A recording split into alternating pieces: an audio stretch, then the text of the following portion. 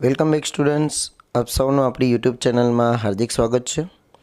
વિદ્યાર્થી મિત્રો, શૈક્ષણિક વર્ષ 2024-25માં ધોરણ 9 વિષય સામાજિક વિજ્ઞાન આવનારી તમારી જે દ્વિતીય પરીક્ષા અથવા પ્રિલિમ પરીક્ષા જે આપણે કહી શકીએ, એ પ્રિલિમ પરીક્ષામાં સામાજિક વિજ્ઞાન વિષયમાં તમને કેટલા ચેપ્ટર પૂછાશે, કેટલા માર્ક્સના એમાંથી પ્રશ્નો પૂછાશે, તમારો જે પ્રશ્નપત્ર આવશે તો એનું માળખું કેવી રીતે રહેશે, એના વિશેની સંપૂર્ણ માહિતી આપણે આ વિડીયોમાં જોવાના છીએ.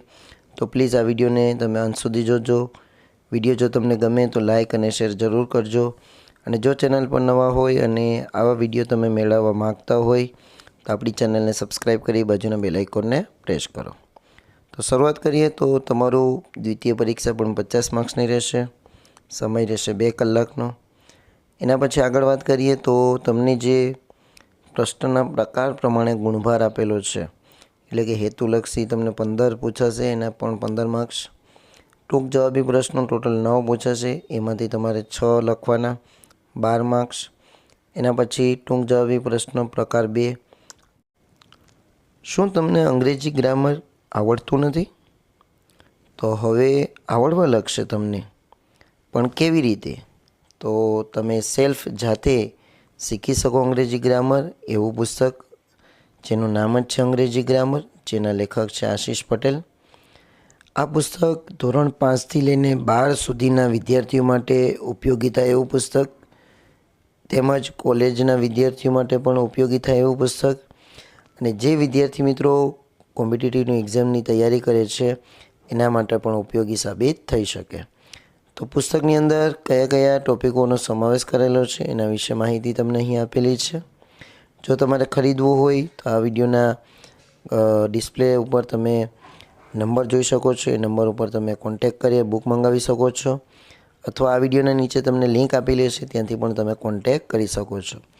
આ પુસ્તકની ખાસિયત છે ગુજરાતી સમજૂતી છે અંગ્રેજીની સાથે, સેલ્ફ પ્રેક્ટિસ આપેલી છે, અને સાથે સાથે તમને આન્સર કી પણ આપેલી છે.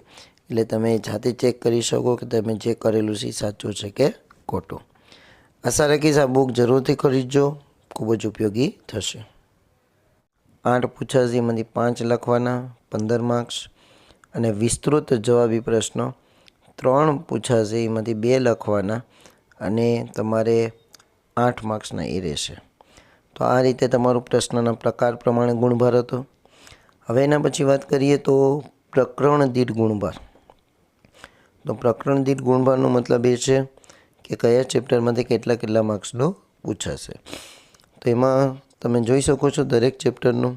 તો એમાં ઘણા બધા ચેપ્ટરો તમને આપેલા છે, એમાંથી કેટલા માર્ક્સનો પૂછાશે એ તમે જોઈ શકો છો.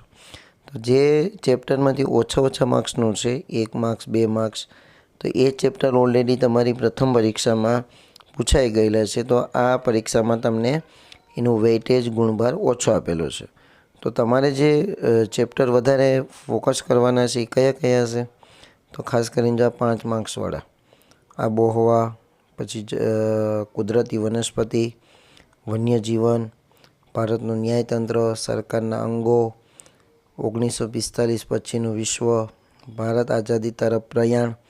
તો આ ચેપ્ટર ઉપર તમારે વધારે ફોકસ રાખવાનું છે, કેમ કે એમાં 5-5, 6-6 માર્ક્સનું પૂછાય છે. બાકીના જે ચેપ્ટરો છે 1-1 માર્ક્સના છે, 2-2 માર્ક્સના પણ છે, બરાબર. તો આ જે 8 ચેપ્ટરો જે ટીક કરેલા છે 1-1 માર્ક્સના અને 2-2 માર્ક્સ, એના પર ફોકસ ઓછું રાખવાનું છે. એમાંથી વધુમાં વધુ ખાલી જગ્યા, ખરા ખોટા, MCQ, 2 માર્ક્સનો પ્રશ્ન એવું પૂછાઈ શકે. બાકીના તમારા જે સાતક પાઠ એવા છે, બરાબર, કે જેમાંથી તમને 5, 4 અને 6 માર્ક્સના પ્રશ્નો નીકળે છે. તો આ ખાસ તમારે યાદ રાખવું જરૂરી છે, અને આ પ્રમાણે મહેનત કરશો તો તમને ઘણું બધું ઉપયોગી પણ થશે, મહેનત ઇઝી થઈ જશે, અને તમે સારા એવા માર્ક્સ કવર કરી શકશો. ચાલો, એના પછી વાત કરીશું આપણે પ્રશ્નપત્રનું માળખું. તો તમે ઓલરેડી પ્રથમ પરીક્ષા ભરેલી છે એટલે તમને આનો આઈડિયા હશે જ કે પ્રશ્નપત્રનું માળખું કેવું હશે. છતાં પણ જોઈ લઈએ આપણે. તો વિભાગ એ તમારો 15 માર્ક્સનો રહેશે. હવે એમાં તમને અહીંયા આપેલું છે કે 1 થી 4 પ્રશ્નો વિકલ્પવાળા, એના પછી ખાલી જગ્યાવાળા, બરાબર, 5 થી 8, 9 થી 11 ખરા ખોટા, 12 થી 13 જોડકું છે, અને 14 થી 15 1-2 વાક્યમાં જવાબ આપો. આ રીતે તમારા 15 માર્ક્સ થશે.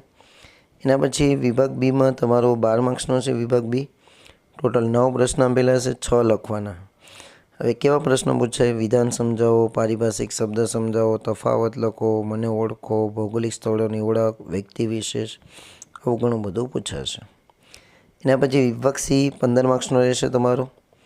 તો વિભાગ સીમાં તમને 8 પ્રશ્નો છે, કોઈ પણ 5 લખવાના. 3 માર્ક્સના પ્રશ્નો હશે, 3×5 = 15. તેમાં તફાવત છે, ટૂંક નોંધ છે, કારણ સમજાવો, પરિસ્થિતિજન્ય પ્રશ્નોનો જવાબ લખો અને રેખાંકિત નકશામાં સ્થળો દર્શાવો. અને વિભાગ ડી તમારો 8 માર્ક્સનો રહેશે, જેમાં તમને 3 પ્રશ્નો આપેલા હશે, 2 લખવાના રહેશે. પરિસ્થિતિજન્ય પ્રશ્નનો જવાબ અને સવિસ્તર પ્રશ્નોના જવાબ લખવાના રહેશે. તો આ રીતે તમારું ધોરણ 9 વિષય સામાજિક વિજ્ઞાનનું પ્રશ્નપત્રનું માળખું, સિલેબસ વગેરે રહેશે, બ્લુ પ્રિન્ટ. તો આશા રાખીશ તમને આ વિડીયો પસંદ આવ્યો હશે. જો વિડીયો પસંદ આવ્યો હોય તો આપણા વિડીયોને લાઈક કરો, તમારા મિત્રો સાથે શેર કરો અને જો ચેનલ પર નવા હોય તો આપણી ચેનલને સબસ્ક્રાઈબ કરી બાજુના બેલ આઇકોનને પ્રેસ કરો. Thank you very much.